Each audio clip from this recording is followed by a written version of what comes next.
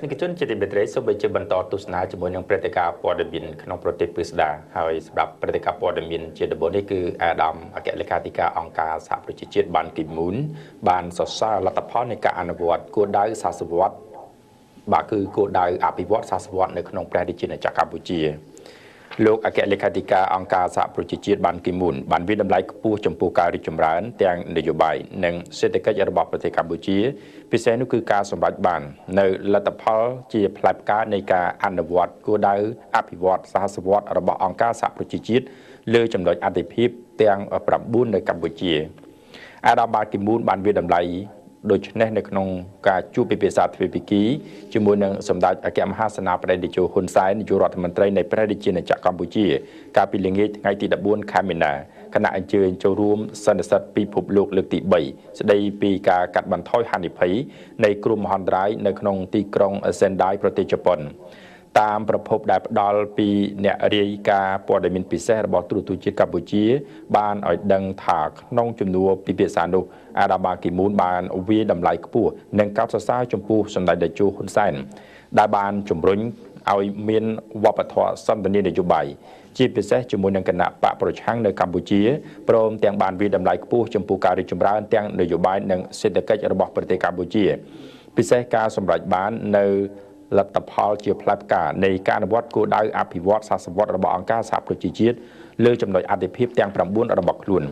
សូមរំលឹកថាគោលដៅអភិវឌ្ឍសាសវត្សរបស់អង្គការសហប្រជាជាតិមានអតិភិបតែ8ចំណុចប៉ុណ្ណោះប៉ុន្តែនៅក្នុងការអនុវត្តគោលដៅនេះរាជរដ្ឋាភិបាលកម្ពុជាបានដាក់បញ្ចូលគោលដៅទី9មួយចំណុចបន្ថែមទៀតពាក់ព័ន្ធទៅនឹងការបោះសម្អាតគ្រាប់មីននិងយុទ្ធភ័ណ្ឌមិនទាន់ផ្ទុះ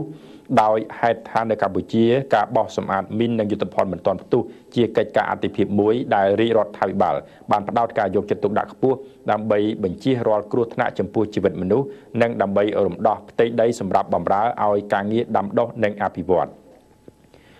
នៅក្នុងជំនួបពិភាក្សានោះសម្ដេចតេជោនាយករដ្ឋមន្ត្រីនិងអាដាមបាគីមូនក៏បានផ្ដោតផងដែរចំពោះបញ្ហាសាលាក្តីកាត់ទោសមេដឹកនាំខ្មែរក្រហមនៅក្នុងនោះអាដាមអគ្គលេខាធិការអង្គការសហប្រជាជាតិបានវិតម្លៃខ្ពស់ចំពោះការចូលរួមវិភាគទានរបស់រាជរដ្ឋាភិបាលកម្ពុជានៅក្នុងកិច្ចខិតខំប្រឹងប្រែងជួយផ្ដល់នូវថវិកាសម្រាប់ការបើកប្រាក់បៀវត្សដល់បុគ្គលិកជាតិរបស់កម្ពុជាហើយខាងផ្នែកអន្តរជាតិជាបន្ទុករបស់អង្គការសហប្រជាជាតិក្នុងការស្វែងរកថវិកាដោយផ្ទាល់ដើម្បីឲ្យសាលាក្តីមាននិរន្តរភាពទៅមុខពាក់ព័ន្ធនឹងការប្រពខួប70ឆ្នាំរបស់អង្គការសហប្រជាជាតិដែលនឹងធ្វើឡើងនៅខែកញ្ញាឆ្នាំ2015អាដាមបាគីមូនក៏បានអញ្ជើញសម្ដេចតេជោចូលរួមនៅក្នុងកិច្ចប្រជុំកំពូលរំលឹកខួបនោះព្រោះគឺជាកិច្ចប្រជុំកំពូលដ៏មានសារៈសំខាន់នៅក្នុងការពិភាក្សាសម្រាប់បណ្ដាប្រទេសទាំងអស់នៅក្នុងពិភពលោកពាក់ព័ន្ធទៅនឹងដំណាក់កាលក្រោយឆ្នាំ2015ដែលជាសេចក្តីប្រកាសគោលដៅអភិវឌ្ឍសាសវត្សរបស់អង្គការសហប្រជាជាតិឆ្លើយតបចំពោះការអញ្ជើញនេះសម្ដេចតេជោនាយករដ្ឋមន្ត្រីបញ្ជាក់ថានៅពេលវេលានោះសម្ដេចជាប់រវល់នឹងកិច្ចការជាច្រើននៅក្នុងប្រទេសសម្ដេចនឹងចាត់តាំងឲ្យអាដាមអបនាយករដ្ឋមន្ត្រីគិតឈុនអញ្ជើញទៅចូលរួមនៅកិច្ចប្រជុំនោះនៅក្នុងនោះដែរអាដាមបាគីមូនបានថ្លែងអំណរគុណចំពោះសម្ដេចតេជោនាយករដ្ឋមន្ត្រីដែលបានចំណាយពេលវេលាដ៏មានតម្លៃអញ្ជើញទៅចូលរួមសន្និសីទពិភពលោកលើកទី3ស្ដីពីការកាត់បន្ថយហានិភ័យនៃគ្រោះមហន្តរាយនៅទីក្រុងសេនដៃប្រទេសជប៉ុនពាក់ព័ន្ធដល់បញ្ហាគ្រប់គ្រងគ្រោះមហន្តរាយសម្ដេចតេជោនាយករដ្ឋមន្ត្រីជម្រាបជូនអាដាមបាគីមូនថាដោយសារតែបញ្ហាគ្រោះមហន្តរាយគឺជាបញ្ហាដែលត្រូវយកចិត្តទុកដាក់បំផុតនោះកម្ពុជាបានរៀបចំតាក់តែងច្បាប់ស្ដីពីការគ្រប់គ្រងគ្រោះមហន្តរាយដែលច្បាប់នោះមកដល់ពេលនេះកំពុងតែស្ថិតនៅក្នុងដៃសភាសម្ដេចតេជោនាយករដ្ឋមន្ត្រីបន្តថានៅពេលដែលច្បាប់នោះដាក់ឲ្យអនុវត្តកម្ពុជានឹងមានភាពប្រកបនិយមនៅក្នុងការគ្រប់គ្រងគ្រោះមហន្តរាយទូរទស្សនិកជនជាទីមេត្រីភ្ជាប់ទៅនឹងព័ត៌មានជុំវិញប្រមុខរាជរដ្ឋាភិបាលកម្ពុជាកំពុងតែបំពេញបេសកកម្មការងារនៅក្នុងប្រទេសជប៉ុននោះយើងឃើញថាប្រមុខរាជរដ្ឋាភិបាលកម្ពុជាសម្ដេចតេជោសែនបានលើកឡើងថាសម្ដេចគឺចង់ឃើញទំនាក់ទំនងកម្ពុជានិងបារាំងឈានដល់ចំណុចកំពូលថ្មីមួយទៀត នៅក្នុងឱកាសនៅក្នុងការស្នាក់នៅអាស្រ័យបំពេញការងារចូលរួមនៅក្នុងសន្និសីទពិភពលោកលើកទី3ស្ដីពីការកាត់បន្ថយហានិភ័យនៃគ្រោះមហន្តរាយនៅក្នុងទីក្រុងសែនដៃប្រទេសជប៉ុននារសៀលថ្ងៃទី14ខែមីនាសម្ដេចតេជោហ៊ុនសែននាយករដ្ឋមន្ត្រីកម្ពុជាបានទទួលជួបពិភាក្សាជាមួយលោកស្រីអានិកស៊ីរ៉ាដាំងរដ្ឋលេខាធិការទទួលបន្ទុកអភិវឌ្ឍនិង Francophone នៃសាធារណរដ្ឋបារាំងប្រភពផ្ដាល់ពីអ្នករាយការណ៍ព័ត៌មានពិសេសរបស់ទូរទស្សន៍ជាតិកម្ពុជាបានដឹងថានៅក្នុងជំនួបពិភាក្សានោះលោកស្រីអានិកបានជម្រាបសម្ដេចតេជោអំពីគម្រោងរៀបចំកិច្ចប្រជុំអន្តរជាតិស្ដីពីការបម្រែបម្រួលអាកាសធាតុនៅទីក្រុងប៉ារីសប្រទេសបារាំងដែលកិច្ចប្រជុំអន្តរជាតិនោះគឺបារាំងចង់ប្រកាសឲ្យបណ្ដាប្រទេសទាំងអស់នៅលើពិភពលោកមានយន្តការរួមនៅក្នុងការប្រើប្រាស់ប្រព័ន្ធប្រកាសអាសន្នជាមុនតាមរយៈនៃការប្រើប្រាស់នៅប្រព័ន្ធប្រកាសអាសន្នជាមុននេះលោកស្រីរដ្ឋលេខាធិការបានស្នើសុំការចាប់អារម្មណ៍និងការយល់ឃើញពីសម្ដេចតេជោនាយករដ្ឋមន្ត្រីជាការឆ្លើយតបសម្ដេចតេជោនាយករដ្ឋមន្ត្រីគាំទ្រនៅគំនិតផ្ដួចផ្ដើមដ៏មានសារៈសំខាន់នោះសម្ដេចតេជោបញ្ជាក់ថាសម្ដេចមានបំណងចង់ឲ្យប្រទេសទាំងអស់រួមចិត្តរួមថ្លើមគ្នានៅក្នុងការរិះរកនៅគំនិតល្អៗក្នុងការបង្កើននៅក្នុងការបង្កើនឡើងនៅប្រព័ន្ធប្រកាសអាសន្នជាមុនដើម្បីប្រាប់ដល់ពិភពលោកទាំងមូលពីការបម្រែបម្រួលអាកាសធាតុដែលអាចកើតឡើងជាយថាហេតុនៅក្នុងគោលបំណងបម្រើផលប្រយោជន៍សម្រាប់ប្រទេសទាំងអស់នៅលើពិភពលោកពាក់ព័ន្ធទៅនឹងគ្រោះមហន្តរាយនេះដែរលោកស្រីអានិកចង់ដឹងដែរថាតើនៅក្នុងប្រទេសកម្ពុជារាជរដ្ឋាភិបាលមានវិធានការយ៉ាងណាដើម្បីដោះស្រាយនៅបញ្ហាប្រឈមដែលបង្កឡើងដោយគ្រោះមហន្តរាយបញ្ហានេះសម្ដេចតេជោតបថាបើប្រៀបធៀបទៅនឹងបណ្ដាប្រទេសនៅតាមបណ្ដោយដងទន្លេមេគង្គជាការពិតកម្ពុជាគឺមានបទពិសោធន៍ខ្លាំងណាស់ហើយបទពិសោធន៍ដែលមានចរិតជាខ្មែរនេះគឺយើងជ្រើសរើសទីទួលសុវត្ថិភាពពោលគឺទីទួលសុវត្ថិភាពនោះមិនគ្រាន់តែដើម្បីជួយសង្គ្រោះតែអាយុជីវិតមនុស្សទេគឺថែមទាំងជួយដល់ជីវិតសត្វទៀតហើយទីទួលសុវត្ថិភាពនោះដែរគឺធ្វើឡើងនៅតាមវត្តអារាមនិងសាលារៀនដែលសង់នៅខ្ពស់ពីផ្ទៃទឹកសម្ដេចតេជោនាយករដ្ឋមន្ត្រីបន្តថានៅកម្ពុជាយន្តការនៃការដឹកនាំជួយសង្គ្រោះជនងាយរងគ្រោះមានកម្រិតខ្ពស់ពោលគឺដឹកនាំដោយនាយករដ្ឋមន្ត្រីផ្ទាល់តែម្ដង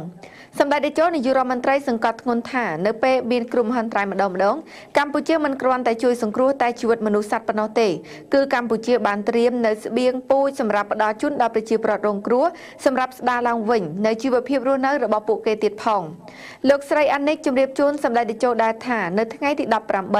ដល់ថ្ងៃទី20ខែឧសភាខាងមុខនេះលោកស្រីនឹងអញ្ជើញមកបំពេញទស្សនកិច្ចនៅក្នុងប្រទេសកម្ពុជាហើយតាមរយៈដំណើរទស្សនកិច្ចនោះលោកស្រីនឹងធ្វើការពិភាក្សាលើកិច្ចសហប្រតិបត្តិការរវាងប្រទេសទាំងពីរទៅលើការងារគ្រោះមហន្តរាយនិងការរឹតចំណងមិត្តភាពនៃប្រទេសទាំងពីរពាក់ព័ន្ធទៅនឹងការលើកឡើងរបស់លោកស្រីអានិកសម្ដេចតេជោនាយករដ្ឋមន្ត្រីបានស្វាគមន៍និងចង់ឃើញនៅទំនាក់ទំនងរបស់ប្រទេសទាំងពីរកម្ពុជានិងបារាំងឈានដល់ចំណុចកំពូលថ្មីមួយទៀតពិសេសគឺការរីកចម្រើនលើវិស័យសេដ្ឋកិច្ចពាណិជ្ជកម្មវិនិយោគវប្បធម៌និងអប់រំនៅក្នុងជំនួបនោះដែរដោយសារតែនៅក្នុងប្រទេសកម្ពុជាមានទីភ្នាក់ងារអភិវឌ្ឍបារាំងសម្ដេចតេជោនាយករដ្ឋមន្ត្រីបានមានប្រសាសន៍ថាកម្ពុជានឹងធ្វើកិច្ចសហប្រតិបត្តិការឲ្យកាន់តែល្អប្រសើរថែមទៀតដើម្បីអភិវឌ្ឍប្រទេសកម្ពុជាឲ្យកាន់តែល្អប្រសើរឡើងជាមួយគ្នានេះដោយសារតែកម្ពុជាបានបញ្ជូនកងកម្លាំងរក្សាសន្តិភាពទៅកាន់ប្រទេសនានានៅលើពិភពលោកនោះពិសេសនៅតាមបណ្ដាប្រទេសសមាជិក Francophone សម្ដេចតេជោសំណូមពរឲ្យកងទ័ពបារាំងដែលមានវត្តមានជាមួយនឹងកងទ័ពកម្ពុជាបន្តសហការនិងផ្ដល់ព័ត៌មានដល់កងទ័ពកម្ពុជានិងប្រជាជននៅទីនោះឲ្យមានសុវត្ថិភាពទាំងអស់គ្នា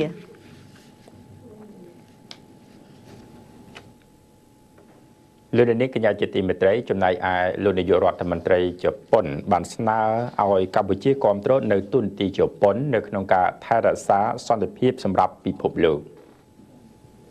នៅក្នុងនាមជាប្រទេសស្រឡាញ់សន្តិភាពចាប់តាំងពីក្រោយសង្គ្រាមលោកលើកទី2ពិសេសការបន្តដើរតួនាទីថែរក្សាសន្តិភាពសម្រាប់ពិភពលោកនាពេលកន្លងមក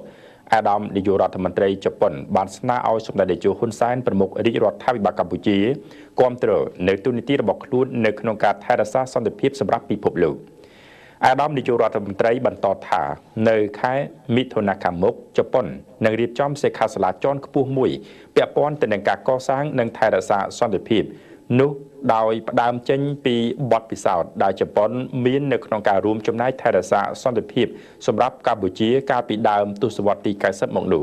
ទាក់ទិនទៅនឹងបញ្ហានេះសម្ដេចតេជោនាយករដ្ឋមន្ត្រីបញ្ជាក់ថាកម្ពុជាគាំទ្រនៅរាល់សកម្មភាពថែរក្សាសន្តិភាពពិភពលោកដែលស្ថិតនៅក្នុងក្របខ័ណ្ឌនៃដំបូលរបស់អង្គការសហប្រជាជាតិនៅក្នុងជំនួបពិភាក្សានោះដែរប្រមុខរាជរដ្ឋាភិបាលនៃប្រទេសទាំងពីរក៏បានពិភាក្សាគ្នាយ៉ាងល្អិតល្អន់ជុំវិញសភាពការតំបន់និងអន្តរជាតិដែលមានការយកចិត្តទុកដាក់ដូចគ្នាអាដាមស៊ិនស៊ូអាបេបានមានប្រសាសន៍ថ្លែងអំណរគុណជូនចំពោះសម្ដេចតេជោនាយករដ្ឋមន្ត្រីនិងរាជរដ្ឋាភិបាលកម្ពុជាដែលបានគាំទ្រចំពោះប្រទេសជប៉ុនសម្រាប់បេក្ខភាពសមាជិកមិនអចិន្ត្រៃយ៍របស់ក្រុមប្រឹក្សាសន្តិសុខអង្គការសហប្រជាជាតិពិសេសក្រោយការកែតម្រង់អង្គការសហប្រជាជាតិមកនោះហើយទាក់ទិនទៅនឹងការកែតម្រង់ការបោះឆ្នោតនោះនាយករដ្ឋមន្ត្រីជប៉ុនក៏បានបង្ហាញជំនឿយ៉ាងមុតមាំថាគណៈបកទាំងពីរនឹងបន្តការចរចាគ្នាដើម្បីឈានទៅសម្រេចទាំងស្រុងនៅពេលឆាប់ៗខាងមុខហើយជប៉ុននឹងជួយដល់កម្ពុជាតាមរយៈការបញ្ជូនអ្នកឯកទេសរបស់ខ្លួននៅក្នុងការជួយដល់គណៈកម្មាធិការជាតិរៀបចំការបោះឆ្នោតនៅក្នុងជំនួបពិភាក្សាគ្នានាថ្ងៃម្សិលមិញនោះដែរអាដាមស៊ិនស៊ូអាបេ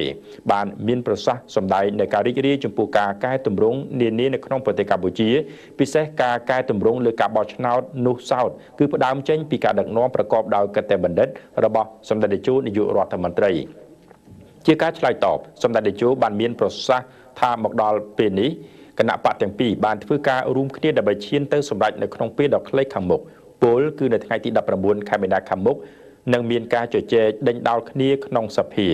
សម្ដេចបន្តថាអ្វីៗកំពុងដំណើរការទៅមុខហើយនៅពេលដែលច្បាប់បោះឆ្នោតថ្មីដំណើរការហើយនោះជប៉ុនអាចបញ្ជូនអ្នកឯកទេសបោះឆ្នោតមកកម្ពុជាបញ្ហាសំខាន់គឺការជួយរៀបចំបញ្ជីបោះឆ្នោតដល់កម្ពុជាដោយសារនៅឆ្នាំ2017កម្ពុជាមានការបោះឆ្នោតជ្រើសរើសក្រុមប្រឹក្សាឃុំសង្កាត់និងនៅឆ្នាំ2018ការបោះឆ្នោតសកលជ្រើសតាំងតំណាងរាស្ត្រ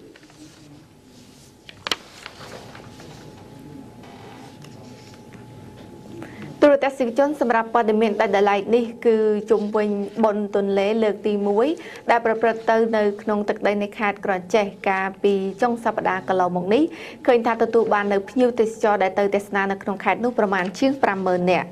សត្វផ្សោតជាមេមាន់ពងមាសដែលមានផលប្រយោជន៍សំខាន់ណាស់សម្រាប់ទាក់ទាញភ្ញៀវទេសចរកំណើនប្រាក់ចំណូលដល់ជាតិបន្ទាប់ពីតំបន់ប្រាសាទអង្គរវត្តនេះគឺជាប្រសាសន៍របស់ឯកឧត្តមបណ្ឌិតសុភាចារសុកអានឧបនាយករដ្ឋមន្ត្រីទទួលបន្ទុកទីស្តីការគណៈរដ្ឋមន្ត្រីនិងលោកជំទាវតំណាងដល់ខ្ពង់ខ្ពស់សម្ដេចតេជោហ៊ុនសែននាយករដ្ឋមន្ត្រីនៃព្រះរាជាណាចក្រកម្ពុជានៅក្នុងពិធីបុណ្យទន្លេលើកទី1នៅក្នុងខេត្តក្រចេះក្រោមប្រធានបទទេសចរតាមដងទន្លេសម្រាប់ការអភិវឌ្ឍសហគមន៍នារាត្រីថ្ងៃទី14ខែមីនាកន្លងមកនេះឯកឧត្តមសចម្រុងអភិបាលខេត្តក្រចេះបានឲ្យដឹងថានៅក្នុងមួយឆ្នាំខេត្តក្រចេះទទួលបានភ្ញៀវទេសចរ 25,000 នាក់ក្នុងនោះគឺភ្ញៀវទេសចរអន្តរជាតិជាង 15,000 នាក់ដែលបានមកទស្សនាខេត្តក្រចេះតំបន់អេកូទេសចរកន្លែងសត្វផ្សោតកាំពីកោះទ្រង់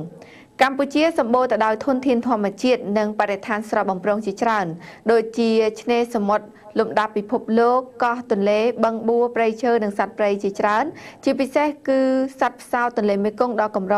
ដែលមាននៅក្នុងទឹកដីនៃខេត្តក្រចេះនេះតែម្ដងឯកឧត្តមបណ្ឌិតថងខុនរដ្ឋមន្ត្រីក្រសួងទេសចរបានមានប្រសាសន៍ថាការប្រារព្ធពិធីបុណ្យទន្លេនេះឡើងគឺនៅក្នុងគោលបំណងបង្កើតព្រឹត្តិការណ៍ទេសចរសម្រាប់ខេត្តជាប់ដងទន្លេពិសេសគឺដើម្បីរួមចំណែកដល់ការជំរុញនិងអភិវឌ្ឍតំបន់តាមដងទន្លេនៃប្រទេសកម្ពុជាឲ្យក្លាយទៅជាពូជទេសចរដ៏ទាក់ទាញស្របតាមយុទ្ធសាស្ត្រពិពិធកម្មផលិតផលទេសចររបស់រាជរដ្ឋាភិបាលកម្ពុជា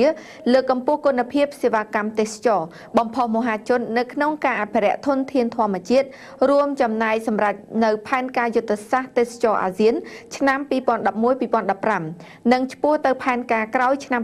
2015 ព្រមទាំងជំរុញការតភ្ជាប់និងពង្រឹងភាពជាដៃគូជាពិសេសនៅក្នុងក្របខ័ណ្ឌមហាអនុតំបន់មេគង្គនិងមេគង្គជប៉ុនពិសេសការការពារនិងអភិរក្សធនធានធម្មជាតិក៏ដូចជាការជំរុញឲ្យគ្រប់ភាគីពាក់ព័ន្ធទាំងអស់ចូលរួមនៅក្នុងចលនាប្រឡងប្រណាំងទីក្រុងស្អាតរមណីយដ្ឋានស្អាតសេវាល្អបដិសណ្ឋារ កិច្ចល្អ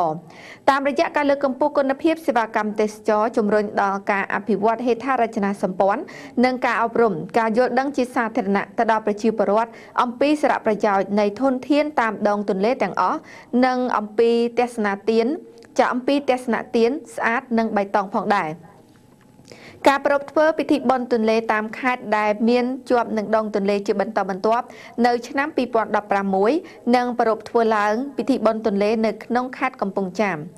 ឯកឧត្តមបណ្ឌិតសុភាចារសុកអានបានថ្លែងថាការបង្កើតឲ្យមានពិធីបុណ្យទន្លេនេះឡើងគឺពិតជាបានរួមចំណែកដ៏សំខាន់នៅក្នុងការអភិវឌ្ឍវិស័យទេសចរ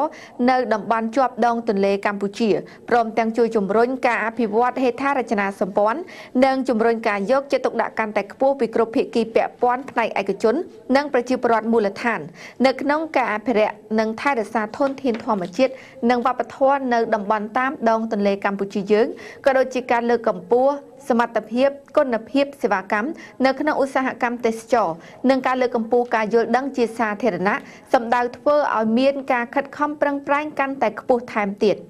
ឯកឧត្តមបានបញ្ជាក់ថាដោយសារតែកត្តាអំណោយផលទាំងនេះនិងធនធានទេសចរដ៏សម្បូរបែបនៅកម្ពុជានៅក្នុងរយៈពេលដ៏ខ្លីមួយឧស្សាហកម្មក្មេងខ្ចីនេះបានក្លាយទៅជាក្បាលម៉ាស៊ីនដ៏សំខាន់មួយសម្រាប់ជំរុញនៅកំណើនសេដ្ឋកិច្ចកម្ពុជានៅក្នុងឆ្នាំ2014កម្ពុជាគឺទទួលបាននៅភ្ញៀវទេសចរអន្តរជាតិចំនួនជាង 4.5 លាននាក់ដែលបាននាំមកនៅប្រាក់ចំណូលជាង 2.5 ពាន់លានដុល្លារអាមេរិកហូរចូលទៅក្នុងចរន្តសេដ្ឋកិច្ចជាតិដែលបានរួមចំណាយប្រមាណ 16% នៃផលិតផលក្នុងស្រុកសរុបហើយបានបង្កើតការងារជូនទៅដល់ប្រជាពលរដ្ឋដោយផ្ទាល់ជាង 500 ពាន់ការងារនិងដោយប្រយោលរាប់សិបពាន់ការងារផ្សេងទៀត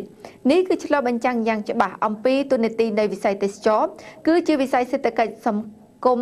គឺជាវិស័យសេដ្ឋកិច្ចសង្គមសម្រាប់ធានានៅចីរភាពនៃកំណើនសេដ្ឋកិច្ចកម្ពុជាស័ក្តិសមទៅនឹងការប្រសិទ្ធនាមទេសចរជាមាសបៃតងឯកឧត្តមសុកអានបានអំពាវនាវឲ្យក្រសួងស្ថាប័នពាក់ព័ន្ធអាជ្ញាធរមូលដ្ឋានផ្នែកឯកជននិងបងប្អូនប្រជាពលរដ្ឋដែលមានស្មារតីប្រុងប្រយ័ត្នខ្ពស់គឺចំពោះការអភិវឌ្ឍតំបន់ជាប់ដងទន្លេធ្វើយ៉ាងណាគឺធានាឲ្យបាននៅការអភិវឌ្ឍបៃតងនៅក្នុងតំបន់នេះស្របទៅតាមទស្សនៈទានស្អាតនិងបៃតង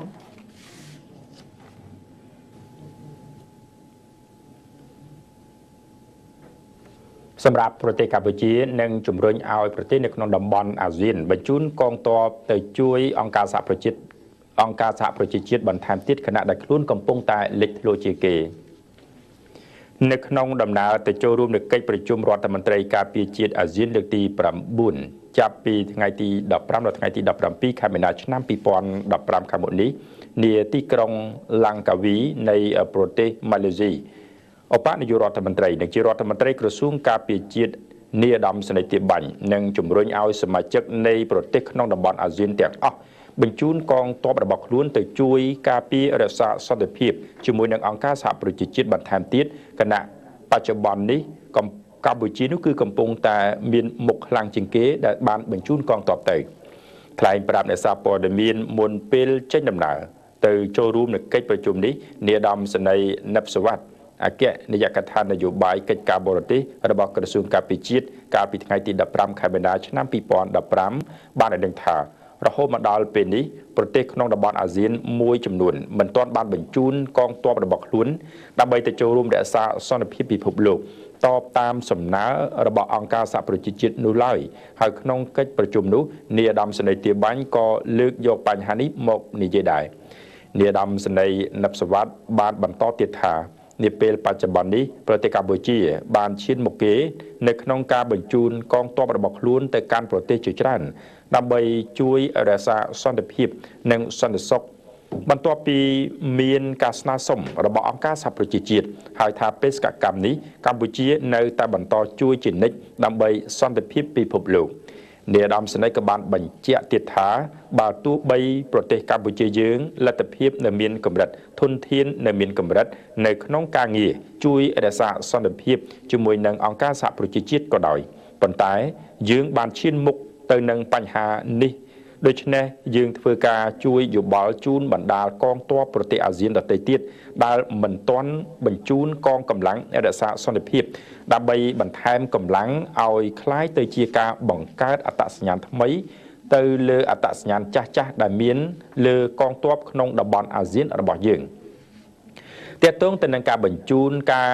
កងទ័ពមូខៀវដើម្បីរក្សាសន្តិភាពពិភពលោកក្រោមឆ័ត្រអង្គការសហប្រជាជាតិនេះកម្ពុជាបានបញ្ជូនកងទ័ពរបស់ខ្លួន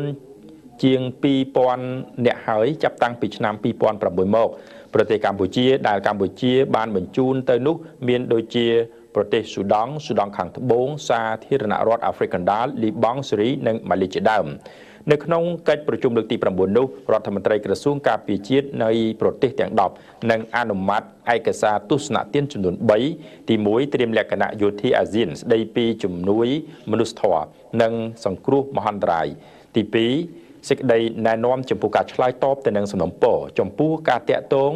ឬកិច្ចការក្រៅផ្លូវការដោយបណ្ដាប្រទេស ADMM បូកនិងទី3ឯកសារទស្សនទានស្ដីពីការបង្កើតមជ្ឈមណ្ឌលវិជ្ជសាស្ត្រយោធាអាស៊ាននេះបើតាមការដឹងពីនាយឧត្តមសេនីយ៍និបសវត្តដដែលត្រួតទស្សនិកជនកាលពីចុងសប្តាហ៍កន្លងមកនេះគឺក្រុមយុវជនយុវនារីនៃគ្រួសារសហភាពសហព័ន្ធយុវជនកម្ពុជាបានរៀបចំនៅព្រឹត្តិការណ៍នៃការជិះកង់អង្គរសង្ក្រាន្តនៅក្នុងការបង្ហាញនៅសារដ៏សំខាន់សៀមរាបស្អាតអង្គរសង្ក្រាន្តអស្ចារ្យលោកសំរតនាអ្នកនាំពាក្យព្រឹត្តិការណ៍អង្គរសង្ក្រាន្តបានបង្ហាញឲ្យដឹងថាគ្រប់បណ្ដាផ្នែកទាំងអស់នៃក្រុមការងាររៀបចំព្រឹត្តិការណ៍អង្គរសង្ក្រាន្តបានបំពេញការងាររបស់ខ្លួនអស់រយៈពេលជាច្រើនខែមកហើយដោយសម្រេចបាននូវការត្រៀមរួចជាស្រេចនៅក្នុងកិច្ចដំណើរការព្រឹត្តិការណ៍អង្គរសង្ក្រាន្តលើកទី3នាឆ្នាំមមែពុទ្ធសករាជ2559ខាងមុខនេះហើយវត្តមានអង្គរសង្ក្រាន្តសម្រាប់ឆ្នាំនេះក៏បានប្រកាសឲ្យដឹងជាសាធារណៈរួចមកហើយផងដែរកាលពីថ្ងៃទី12ខែមីនាកន្លងមកនេះលោកសំរតនាអ្នកនាំពាក្យព្រឹត្តិការណ៍អង្គរសង្ក្រាន្តបានបង្ហាញឲ្យដឹងយ៉ាងដូចនេះគឺនៅក្នុងរយៈពេលដែលមានក្រុមយុវជនយុវនារីនៃគ្រួសារសហភាពសហព័ន្ធយុវជនកម្ពុជាប្រមាណជាង100នាក់បានមកជួបជុំគ្នានៅក្នុងក្រុងសៀមរាបអង្គរដើម្បីបង្ហាញសារសៀមរាបស្អាតអង្គរសង្ក្រាន្តអស្ចារ្យតាមរយៈនៃការជិះកង់អង្គរសង្ក្រាន្តចាប់ពីសួនច្បារមុខព្រិចដំណាក់ក្រុងសៀមរាបឆ្ពោះទៅកាន់ប្រាសាទបាយ័ននៅក្នុងដំណើរជិះកង់បង្ហាញសារនេះត្រូវបានបញ្ចេញសកម្មភាពនៃការលេងល្បែងប្រជាប្រិយខ្មែរនៅមុខអង្គរវត្តដើម្បីជម្រាបជូនទៅដល់ភ្ញៀវទេសចរជាតិអន្តរជាតិថាអង្គរសង្ក្រាន្តនាឆ្នាំ2015ខិតជិតចូលមកដល់ហើយក៏នឹងការធ្វើដំណើរនៃការជិះកង់នេះក៏រួមមានការជួបជុំគ្នាពិភាក្សាការជួបជុំគ្នាពិសាអាហារកញ្ចប់រួមគ្នានៅខាងជើងប្រាសាទបាយ័នមុខភូមិខ្ញុំដើម្បីបង្ហាញសារអំពីការយកចិត្តទុកដាក់ថែរក្សាអនាម័យបរិស្ថាននិងសោភ័ណភាពទីក្រុងស្អាតរមណីយដ្ឋានស្អាតផងដែរសកម្មភាពនៃសារអប់រំនេះគឺជាសេចក្តីអំពាវនាវដើម្បីឲ្យមានការចូលរួមមកពីគ្រប់មជ្ឈដ្ឋានដើម្បីភាពស្អាតនៃក្រុងសៀមរាបភាពស្អាតនៃតំបន់កំសាន្តព្រឹត្តិការណ៍អង្គរសង្ក្រាន្តក្នុងនោះរួមមានបញ្ហាបរិស្ថានអនាម័យសោភ័ណភាពនិងសណ្ដាប់ធ្នាប់ចរាចរណ៍លោកសោមរតនាអ្នកនាំពាក្យព្រឹត្តិការណ៍អង្គរសង្ក្រាន្តបានបញ្ជាក់នៅក្នុងបទសម្ភាសន៍យ៉ាងដូចនេះគោលបំណងនៃការបង្ហាញសារតាក់ទងជាមួយនឹងសៀមរាបស្អាតអង្គរសង្ក្រាន្តអស្ចារ្យនេះគឺគោលបំណងទី1របស់យើងគឺយើងចង់បង្ហាញទៅដល់ភ្ញៀវទេសចរឲ្យបានដឹងពីសក្តានុពលហើយនិងភាពស្អាតនៃទីក្រុងសៀមរាបនេះហើយក៏យើងចង់ធ្វើការតាក់ទាញឲ្យគាត់ដឹងថាក្នុងពេលបុណ្យចូលឆ្នាំថ្មីប្រពៃណីជាតិខ្មែរខាងមុខនេះគឺយើងនឹងរៀបចំព្រឹត្តិការណ៍អង្គរសង្ក្រាន្តដែលជាការរៀបចំជាលើកទី3ដោយសហភាពសហព័ន្ធយុវជនកម្ពុជាក្នុងគោលបំណងដើម្បីតាក់ទាញភ្ញៀវទេសចរជាតិនិងអន្តរជាតិមកចូលរួមទស្សនានៅក្នុងប្រជាណាចក្រកម្ពុជាយើងបាទខ្ញុំសូមបញ្ជាក់ថាយើងចាប់ផ្ដើមចេញពីទីតាំងសួនច្បារនៅមុខព្រៃដំណាក់នេះដែលមានយុវជន100នាក់ហើយយើងធ្វើការដង្ហែទាំងអស់គ្នាយើងធ្វើការជិះទាំងអស់គ្នាហើយយើងនឹងមានធ្វើការឈប់មួយនៅមុខប្រាសាទអង្គរវត្តនៅពេលដែលយើងឈប់ហ្នឹងគឺយើងនឹងចែកយុវជនជា3ក្រុមធំដើម្បីលេងល្បែងប្រជាប្រិយខ្មែរគោលបំណងនៃការលេងល្បែងប្រជាប្រិយនេះគឺក្នុងគោលបំណងដើម្បីតាក់ទាញភ្ញៀវទេសចរឲ្យគាត់យល់ពីល្បែងល្បាំប្រជាប្រិយខ្មែរយើងហ្នឹងហើយដើម្បីធ្វើការបង្ហាញសាររបស់យើងដែរគឺតាក់ទងជាមួយនឹងសៀមរាបស្អាតនិងអង្គរសង្ក្រាន្តអស្ចារ្យហើយសូមបញ្ជាក់ថាហេតុអីបានជាយុវជនយើងទាំងអស់គ្នាមានការជិះកង់ជុំគ្នាគឺក៏យើងមានគោលបំណងដើម្បីបញ្យល់យុវជនឲ្យគាត់យល់ពីការពារបរិស្ថានទាំងអស់គ្នាមានន័យថាមិនបញ្ចេញផ្សែងពុលចូលរួមទាំងអស់គ្នាក្នុងការថែរក្សាទីក្រុងសៀមរាបនេះឲ្យស្អាតបាទមានន័យថាលើកកីឡា ពលកម្មដែរឬក៏យ៉ាងម៉េចទេ បាទនេះមិនមែនជាការងារអត្តពលកម្មទេក៏ប៉ុន្តែវាគឺជាការចូលរួមជិះកង់ដើម្បីសុខភាពទាំងអស់គ្នាហើយក៏ជាការរក្សានៅបរិស្ថានទាំងអស់គ្នាដោយមិនធ្វើការបញ្ចេញផ្សែងពុលដោយចូលរួមធ្វើការសម្អាតបរិស្ថានខ្ញុំគិតថានៅក្នុងព្រឹត្តិការណ៍អង្គរសង្គ្រាមនៅពេលខាងមុខនេះគឺយើងនឹងមានការចូលរួមពីភ្ញៀវទេសចរជាតិនិងអន្តរជាតិច្រើននៅក្នុងខេត្តសៀមរាបនេះអញ្ចឹងយើងចង់ផ្ញើសារទៅដល់ភ្ញៀវទេសចរជាតិនិងអន្តរជាតិក៏ដូចជាយុវជនយើងទាំងអស់គ្នាថានៅពេលដែលយើងមកខេត្តសៀមរាបនេះចូលរួមទស្សនានៅអង្គរសង្គ្រាមនេះគឺយើងចូលរួមទាំងអស់គ្នាក្នុងការថែរក្សាបរិស្ថានថែរក្សាអនាម័យ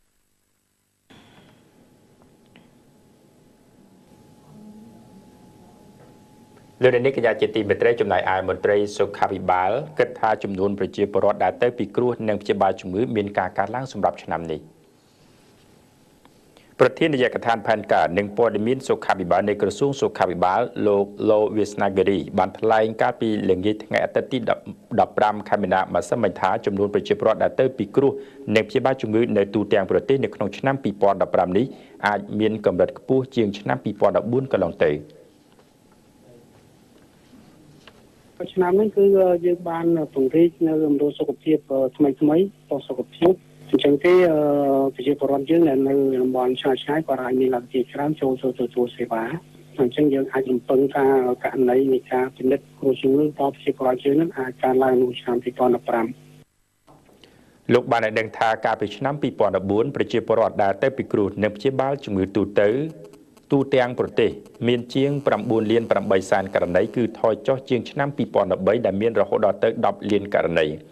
លោកបានបន្ថែមថាកាលពីឆ្នាំ2014នោះដែរកម្ពុជាមានមជ្ឈមណ្ឌលសុខភាពចំនួន1105ហើយជាមធ្យមកម្ពុជាពង្រីកមណ្ឌលសុខភាពបានពី10ទៅ15មណ្ឌលនៅក្នុងមួយឆ្នាំលោកក៏បានដឹងថាបច្ចុប្បន្នក្រសួងសុខាភិបាលកំពុងសិក្សាដើម្បីរកមើលអំពីបន្ទុកនៃជំងឺណាខ្លះដែលបណ្ដាលឲ្យប្រជាពលរដ្ឋបាត់បង់ជីវិតព្រោះថាការបញ្ជាក់អំពីមូលហេតុនៃការស្លាប់គឺត្រូវការសិក្សាច្បាស់លាស់តាមលក្ខណៈវិទ្យាសាស្ត្រលោកនាងកញ្ញាជាទីមេត្រីបាយមិញនេះលោកនាងបានទស្សនានៅព័ត៌មានក្នុងប្រទេស